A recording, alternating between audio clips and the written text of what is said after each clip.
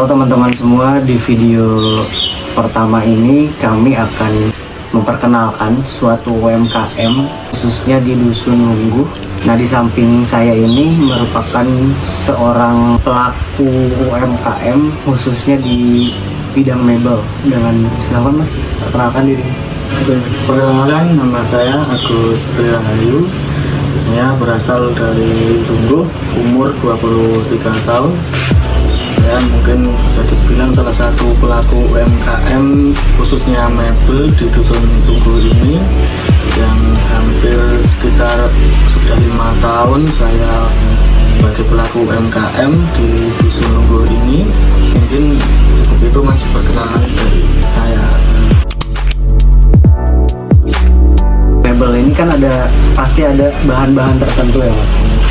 Nah, dari bahan-bahan tersebut bahan apakah yang emang sering di order seorang customer? Oke, untuk bahan-bahannya biasanya kalau di UMKM Dusun Lungguh ini ada yang pakai bahan dari kayu jati, ada yang pakai bahan dari kayu mahoni, dan ada juga yang budget low itu pakai bahan sengon. Dan mungkin sudah ada juga di sini pengrajin untuk HPL, itu sudah ada yang untuk triplek, mungkin sudah ada untuk bahan-bahan seperti itu di Dusun Lungguh.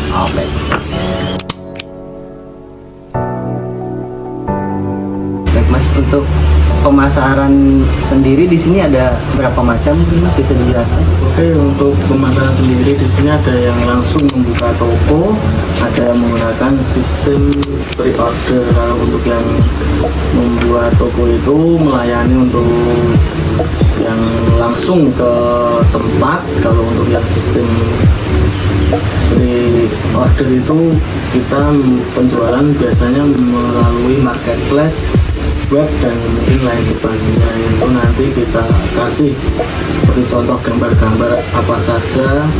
Nanti mungkin bisa ada contohnya meja makan, partisi, pokoknya interior.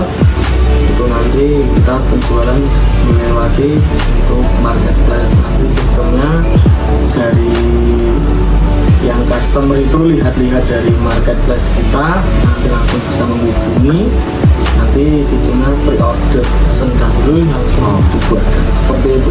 Pengerjaannya nih Mas, itu kan dikerjakan terlebih dahulu atau sama yang dikerjakan by order itu otomatis berbeda ya Mas?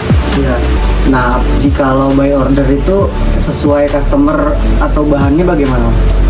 Kalau untuk by order itu kita menyesuaikan dari customer.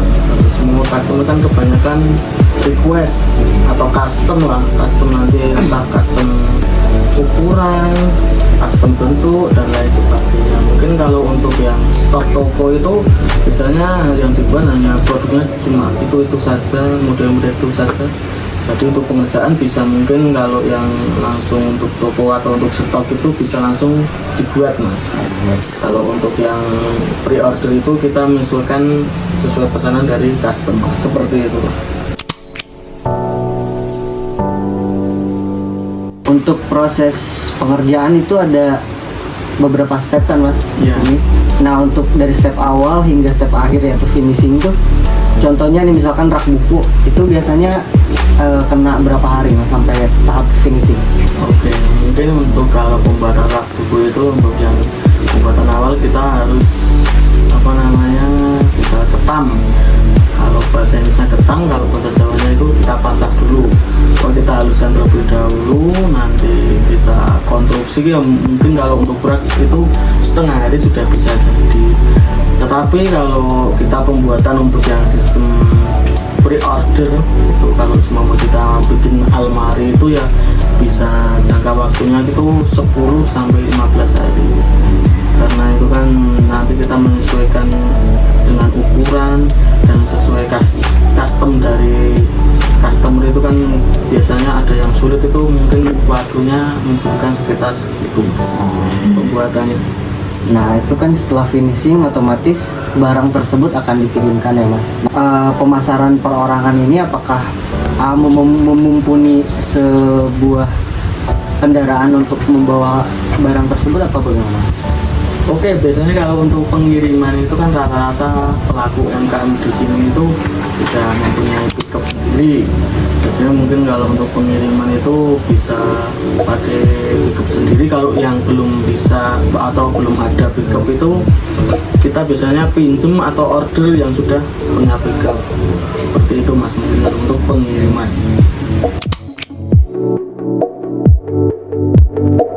Mas, contohnya misalkan sebuah rak buku nih Mas, untuk proses pengerjaannya dari detailing step awal sampai ke akhir layak dipasarkan itu step-stepnya seperti apa?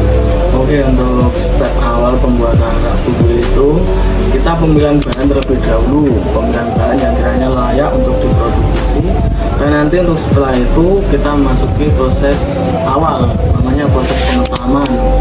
Nah, nanti setelah proses pengetaman sudah selesai, kita memasuki proses yang kedua, nanti proses konstruksi.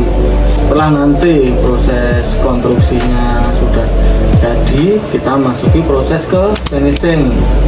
Nah, nanti untuk proses finishing awal mungkin ada proses pendempulan.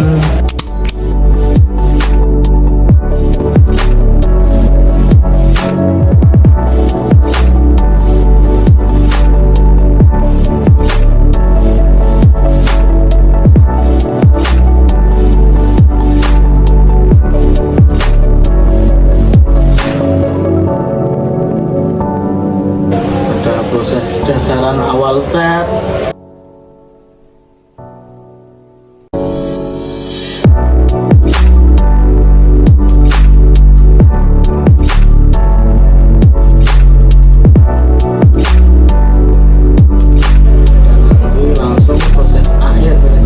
itu ada yang memakai finishing mobile, ada yang memakai finishing cat, nanti di cat di finishing akhir.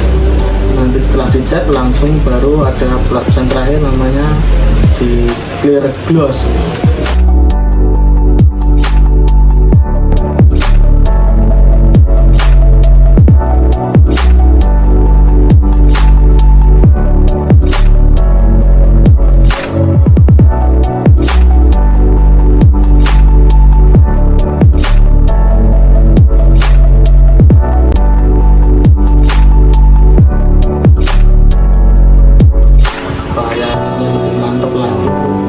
Jenis pewarnaan itu. Ya, untuk jenis pewarnaan. Baik, itu tadi proses pembikinan rak buku ya Mas. Nah, selain pengrajin kayu ini ada pengrajin HPL ya Mas? Ya, betul. Nah, seperti contohnya nih lemari, bagaimana proses pembuatan HPL di lemari tersebut? Oke, untuk proses pembuatan untuk pengrajin yang HPL tadi itu kita lihat gambar dulu. Kita lihat gambar pesanan dari customer. Nah, nanti selanjutnya kita siapkan untuk bahan-bahannya. Kalau bahan HPL itu kan bahan dasarnya ada HPL sama multipack. Nah, nanti kita siapkan dulu bahannya. Nah, lanjut selanjutnya itu kita ukur, kita garis, kita ukur dulu sesuai ukuran pesanan tadi. Nah, lanjut setelah itu langsung kita masuki proses pemotongan.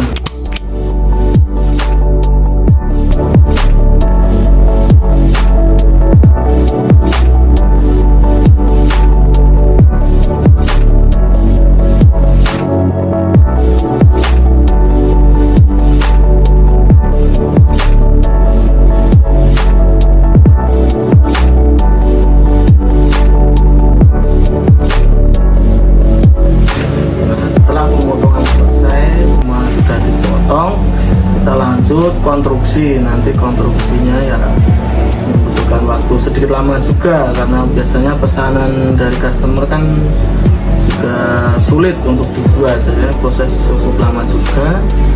Nanti kalau sudah proses itu sudah selesai, proses konstruksi sudah selesai, kita memasuki proses finishing. Nah, untuk finishingnya nanti kita tempeli yang HPL itu tadi Mas.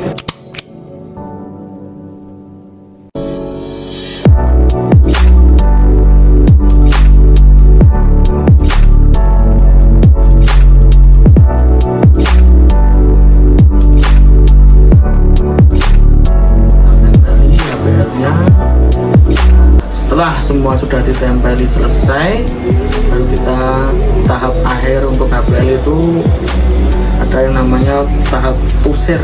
Menusir itu di bagian sudut-sudut yang kelihatan kurang bagus, kita cat samarkan sesuai warna HPL.